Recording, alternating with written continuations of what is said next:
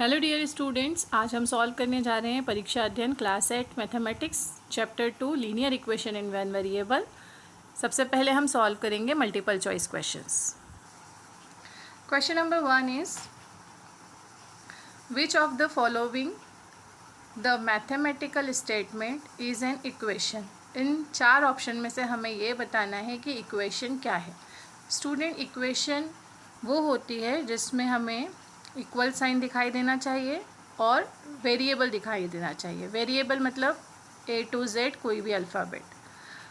अब आप देख रहे हैं यहाँ इक्वल है बट वेरिएबल नहीं है, यहाँ इक्वल नहीं है, यहाँ इक्वल है, ठीक है, वेरिएबल भी है लेकिन कोई बेसिक ऑपरेशन नहीं है, यानी प्लस माइनस मल्टीप्लाई डिवाइड ऐसा कुछ नहीं है। तो हमारा राइट ऑप्शन आएगा option number A, 15 is equal to 5 + 2x। Question number 2 में हमें पूछा है वैल्यू ऑफ x। हमें इस इक्वेशन से x की वैल्यू फाइंड करनी है। x की वैल्यू फाइंड करने के लिए हम सबसे पहले इस इक्वेशन को सॉल्व करेंगे। 3x - 5 is equal to -2। -5 side change करेगा, तो जैसे कभी कोई माइनस नंबर है इक्वल के एक साइड से दूसरी साइड में आता है तो ये -5 + 5 में चेंज हो जाएगा, यानी हमारी इक्वेशन हो जाएगी 3x इज इक्वल टू -2 + 5। ठीक है, अब प्लस माइनस क्या होता है, माइनस, तो 5 में से हम जैसे ही 2 को माइनस करेंगे हमें मिलेगा 3 और इधर 3x ऑलरेडी हमारे पास है, बीच में लगाएंगे हम इक्वल। नाउ 3 और x के बीच में कोई साइन नहीं है और जहाँ कोई साइन नहीं होता है वहाँ मल्टीप्लाई होता है, और मल्टीप्लाई का रूल होता है कि जब वो साइड चेंज करता है तो मल्टीप्लाई किस में जाता है, डिवाइड में, यानी ये 3 डिवाइड में, एक 3 ऑलरेडी यहाँ था और ये 3 मल्टीप्लाई से कहाँ गया, डिवाइड में। 3 से 3 कैंसिल होगा तो हमें x की वैल्यू कितनी मिलेगी, 1। तो राइट ऑप्शन आएगा हमारा option number C.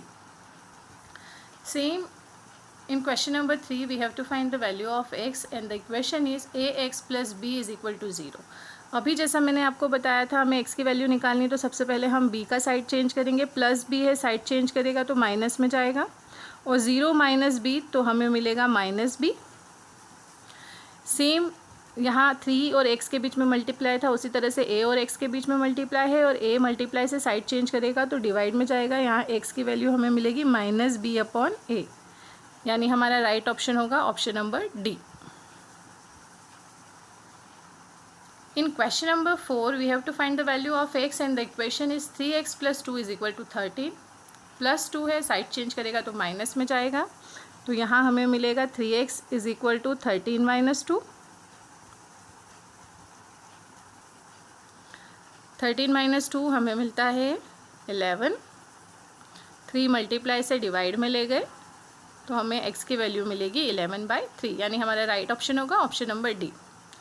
Question number 5 में solution of 2x - 3 is equal to 7, यानी सेम हमें x की वैल्यू फाइंड करनी है। -3 है, साइड चेंज करेगा प्लस में जाएगा, हमें इक्वेशन मिलेगी 2x इज इक्वल टू 7 + 3। 7 में 3 प्लस करेंगे आपको मिलेगा 10, तो हमारी इक्वेशन बनेगी 2x is equal to 10। 2 multiply से हम ले जाएंगे डिवाइड में, और 10 को जब 2 से डिवाइड करेंगे तो हमें x की वैल्यू मिलेगी 5। So right option is option number C. Question number 6 the solution of a linear equation in one variable is. किसी भी linear equation in one variable का जो सॉल्यूशन होता है वो किस तरह से होगा। 0 सॉल्यूशन होंगे, ओनली 1 होता है, ओनली 2 होते हैं, या मोर देन 2।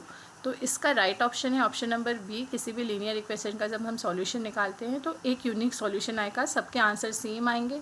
ऐसा नहीं है कि क्वेश्चन आपने किया आपका आंसर अलग आया, मैंने किया मेरा आंसर अलग आया। अगर आपकी x की वैल्यू 5 आई है तो मेरी भी x की वैल्यू 5 ही आनी चाहिए।